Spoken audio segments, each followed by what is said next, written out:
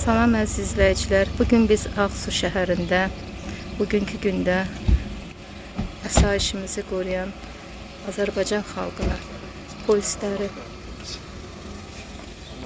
peşə bayramlarını təbrik edirik. Allah var eləsin. Ves'elullah li ve lekumul afiye. Cemi'il enbiya'i vel mursalin ve şuhadai ve siddiqin. Birahmetke yerhemen rahimin velhamdülillahi rabbil alemin. Ya Rabbi, bizim bu ziyaretimizi kabul eyle. Bu sülhü, bu emnamanlığı, bu gedişatı elimizden alma. Ya Rabbi, bizim daima keşiğimizde dayanan polislerimizi koru. Ya Rabbi, onlara güç ver, kuvve ver. Şehitlerimizin ruhu şad. Lillahi Teala'l Fatiha.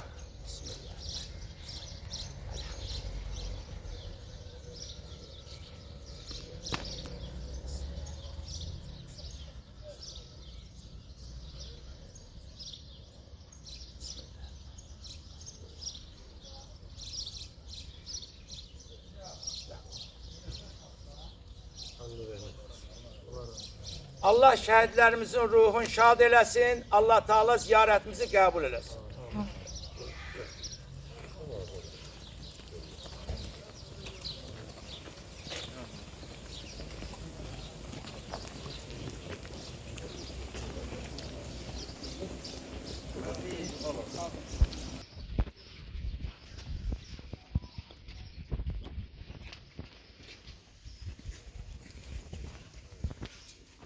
Bu cərgəylə belə qoya bilərsiniz. Yavaş-yavaş qoyun.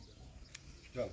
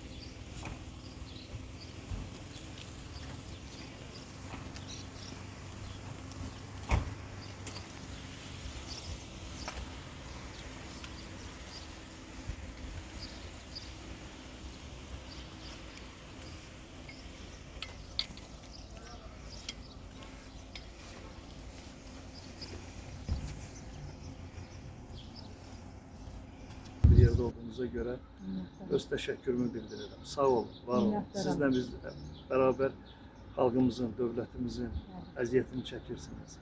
Siz de həmişə möhtərəm prezidentimizle bir yerdəsiniz. Halkımızla bir yerdəsiniz. Elə deyərdim ki, bayramımız belki de beraberdir. Teşekkür edirəm, sağ olun. Teşekkür Var ederim. olun, sağ olun. Sağ olun. Sağ olun.